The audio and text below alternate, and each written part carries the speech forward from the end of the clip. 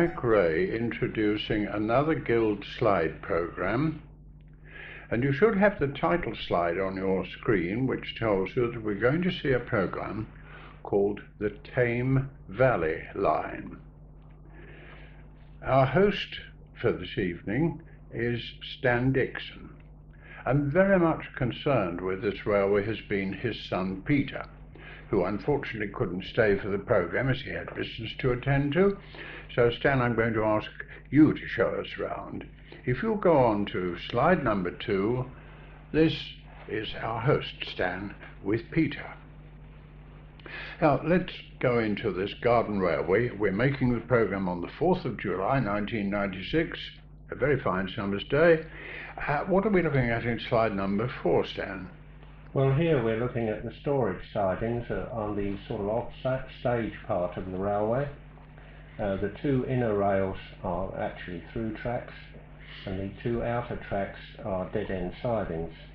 In one of the sidings there are a train of vans, and there is a head shunt which holds the Met loco ready for the Met trains from the city to the rest of the layout. So this railway is partially Metropolitan Railway, is it? Yes, that's been our aim, is to portray all the Metropolitan engines, or one of each class anyway. I think this is unique in the Guild Slide program. We shall see more of that later. Let's go on to one more scene before we talk about the layout itself. The next slide. This is a Charles Road junction, and it depicts the start of the city. There's a factory over the top of the tunnel, and a B17 is on a down train of LNER coaches. Now, during this program, from time to time, we're going to introduce this track diagram so you can see where we're going. So if you'll go on to the next slide, Stan, could you just briefly describe to us the general layout of the railway as we're looking at it here? Well, where we've just been talking about is in the top right hand corner of the diagram, and it shows the Met line and other routes. Charles Road Junction is just on the right of the tunnel. The line leads from there into a station called Jeff's Cross.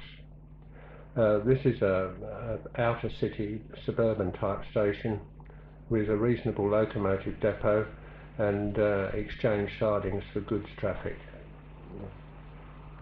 Yes, and then the line continues round in a sort of 180-degree curve, doesn't it? Yes.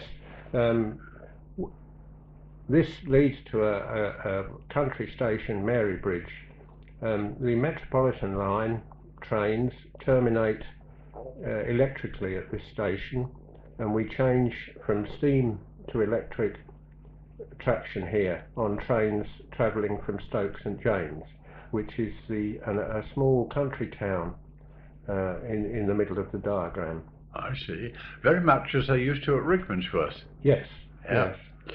Well, finally, if we can just follow that branch line, where do we go to? Ware Forest? Ware Forest is a small country station with buildings based on the local station at Breslau. Well, that gives us a pretty good idea of where we're going, and now let's go round in detail, look at some detail. Let's go on to the next slide, which is number 6. What are we looking at in this? We're looking at the track just outside Jeff's Cross. The B17 on the LNER set is approaching Jeff's Cross, and leaving the same station is a Metropolitan 062 tank on a goods train. In the background is the substation for the electric tracks. Right. Well, now the next slide was sheer delight, because it's very typical of the sort of thing one saw in the interwar years, isn't it? It's slide number 7. Yes, this is a close-up of the station building at the other end of Jeff's Cross. It's one of these stations that were built on the road bridge. It's typical of many metropolitan stations, Finchley Road, etc., with an elaborate entrance in stonework. Yep. And you've got a lovely period street scene passing the station. All right, let's go on to slide number 8. We've gone down here, haven't we? Yes, we've gone down onto looking at the platforms. There's a director on an express and an A5 tank on a local train in the bay platform. Well, in a moment we're going to see the same scene from the opposite direction, but let's go on to number 9, to the diagram again. Can you just tell us where we are again, remind us? We're on the left-hand side top of the diagram, looking back to Jeff's Cross. Left to right, yes, fine. Right, we shall see the diagram again later. Let's go on to slide number 10. These are the down sidings outside Jeff's Cross, with a Peckett on shunting duties. Oh yes. Right, on to number 11. Oh, this is an interesting shot. What's this? Well, this is one of the Metropolitan electric locos standing by a bracket colour light signal. My son was responsible for building all the colour light signals, and they've been extremely satisfactory. It also shows the 4-rail track to represent the Metropolitan arrangement. Yes. The actual pickup is by the outside 3rd rail. In most cases, the middle rail is purely dummy. Yep. I see. Well, I'm old enough to remember these electric locos going from Baker Street, didn't they, out to Rickmansworth, and then changing for steam. We shall see more of that later, but meanwhile, if we go on to the next slide, number 2, what do we see here? This is a K-class on a branch goods coming off the bridge. That will be destined to run to Stoke St James. And what is this, a 264 tank? That's a 264 tank, which yes. were converted from a set of parts destined for Southern N-class moguls. Oh, is that so? Who builds these models mainly? Are they your own manufacturer, or Peter's, or both? The majority are my manufacture, so 1 or 2 of the later ones are joint projects. I see. Right, now I wanted to get in right close and have a look at some detail, so let's go on to number 14. Oh, that's a close-up of the K-class taken at ground level. All right, well, I've said where we are, but again, back to the diagram with the next shot. Can you just tell us where we are now? We're down at the bottom of the diagram at Mary Bridge. There'll be various views taken here until we move either down the main or up the branch. Well, there's a tremendous amount to look at here, and I don't want to hurry past this station, so first of all, let's go on to the next slide, number 16. Well, we're looking into Mary Bridge in the down direction with the City of London B17 on an up express and a Met train in the bay with one of the 044 tanks. Yes, this may at first sight fool people to thinking it looks like an A4, but we know different, don't we? Yes, there were 2 of these engines, and they were built mainly for publicity purposes, I feel, on a train called the East Anglia. Yes, one was City of London, wasn't it? Yes. And the other one was East Anglia, wasn't it? But they were not Pacifics, were they? Oh no, they are truly B17s. Yes. Well, very unusual to see those models. Now, let's get my close-up lens again and go into number 17 slide. Yes, this is a close-up of City of London departing from Mary Bridge. Yeah, with the signal off for it very fittingly. Well, let's return to the Metropolitan train in the bay, number 15. This is Metropolitan 044 number 77, and it's standing at Mary Bridge. It's come down the branch, and in due course the steam engine will come off and an electric loco will be put on to take it to the city. Well, there's one feature that I've passed over in this part of the railway. If we go on to number 19, can you tell us about this? This is a fairly recent model of a water tank, typical of the Met pattern, which many of which can still be seen at stations, now used for other purposes, of course. Yeah. Did you build this? Yes, it's yes, I built that, and the small building on the left of the water tower holds a mechanism to work the shunt signal for the siding. I see. And now I'd like to move through the station very slowly to take in some of the detail. Moving a little bit to the right, we come to slide number 20. What's this? Well, this is a close-up, fairly close-up view of the gents' toilet and the end of the subway and station name board. I got details of this before I moved to this area. I previously lived at Rickmansworth, and I travelled to Calvert and had a wander around the station there and got some information in order to make these buildings typical of the Great Central London extension. Yes. That sort of canopy over the stairs that went down to the basement, for a moment fooled me. I thought it was a signal box, didn't I? Yes. All right, let's go on a little further to the right by going to slide number 21. Well, this shows the ticket office and the name board and the end of the waiting rooms. Yeah. Again, are these scratch built? Oh yes, they're built of plastic, and in order to stand any sudden changes in the weather. Yes.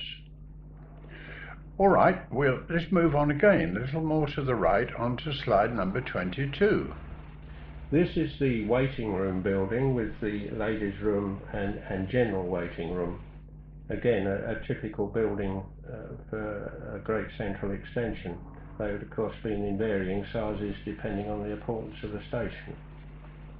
Well, then there's another feature on the station that I think always intrigues modellers. If we go on to number 23, can you describe this? This is a footbridge which was built from an etched kit, and is also typical of many railways, and I thought it would be a suitable addition to this station. In the background is an H-class tank which is backing onto a train to take it to up the branch. I see. That's a 444 tank, Yes. isn't it? Yes. Yes. Well, I don't want to leave that. Let's go on to 24. And what's happening here? Well, the H-class has backed onto the train and is ready to depart up the branch. Well, a few moments later, that's exactly what happened. So let's pass on to number 25. It's passing the signal box, which is a Great Central design. The signal box houses the mechanism which works the bracket signals which control the exit from the platform. I see. And now one thing that's often overlooked when taking photographs of model railways is that when you went train spotting in steam days, most of the time there were no trains about. You just enjoyed the atmosphere and the scene, and this is what number 26 is, isn't it? Yes, we're standing on the end of Mary Bridge platform, and to the left is the branch disappearing through the cutting, and to the right is the main line dropping away into a tunnel.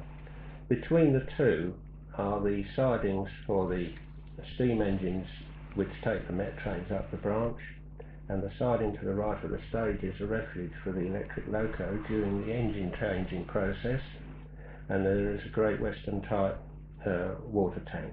Yes, Loco purposes. Yeah. All right, well now it's just a little while since we were reminded where we are. Let's go on to the diagram again in number 27. Just to refresh our memory, where are we on this diagram? We're in the bottom of the diagram to the right hand side of Mary Bridge, and we have just looked down to the line that says to the Midlands and to the line upwards through Ware Forest. Good. Right. Now the next slide gives a rather different view, doesn't it? Number 28. Yes, this is a view from the distant foothills of Mary Bridge Station. viewed from the bay platform side. Yes, I took this with a telephoto lens from the other side of the garden, but I'm very much hoping it will show us the other side of the station. Now, you've got a little bit of a diversion for us here, a digression, haven't you, in number 29?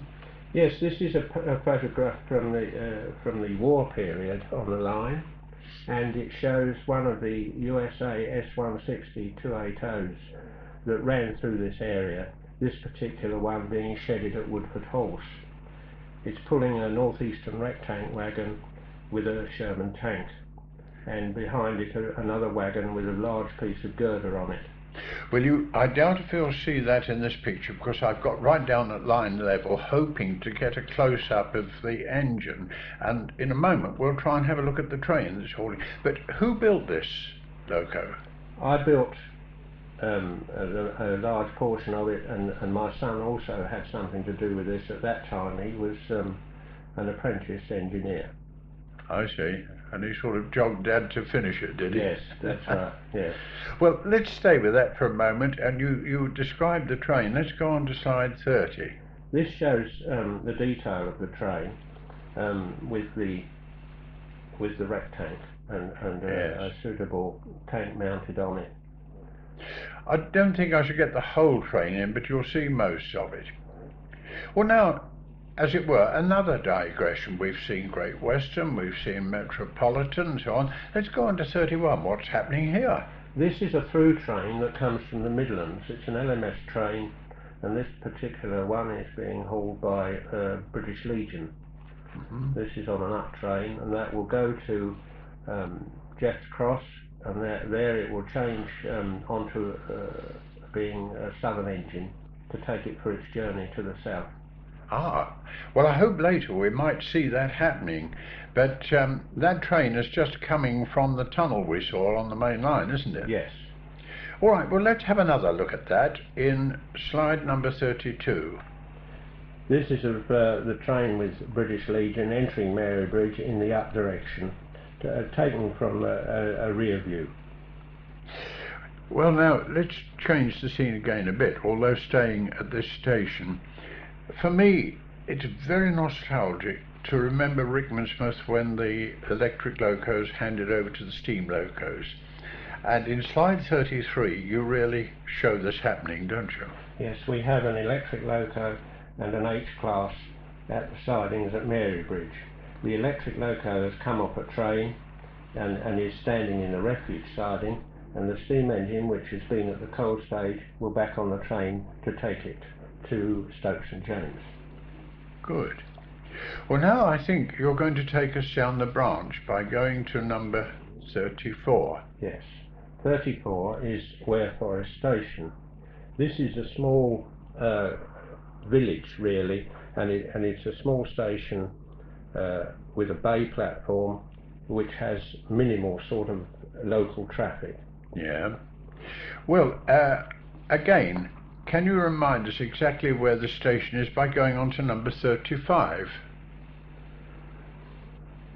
The diagram. Yes, the Ware Forest is just above Mary Bridge, and as it says there, it's a station for a village. It is on single track now, up the branch, and it deals with local goods of the area.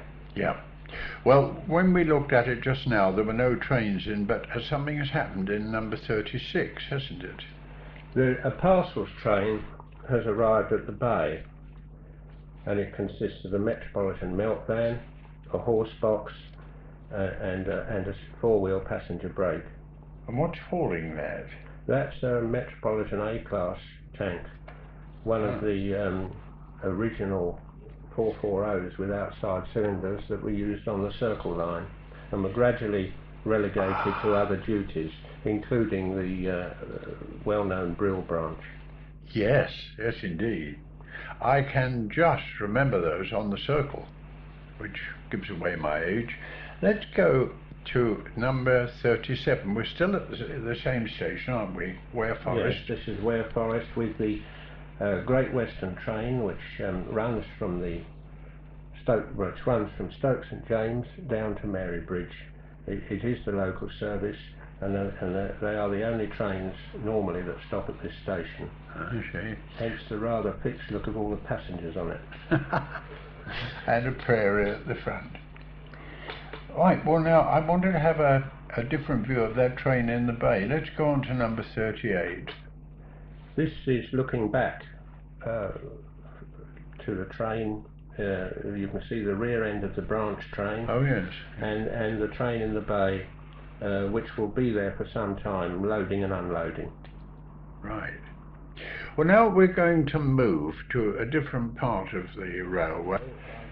So to slide number 39. This shows the local train of the branch with the prairie tank on its way to Stoke St James, and it's passing a Great Western Mogul on a train of Great Western stock, which are in the sidings. This train will form a through train from Stoke St James to Hereford. Right, well I'd like to have another look at that Great Western train by going on to number 40. Yes, this is a close-up view of the Mogul on the through train. Yeah. This is again a loco that's been on the line for a good many years.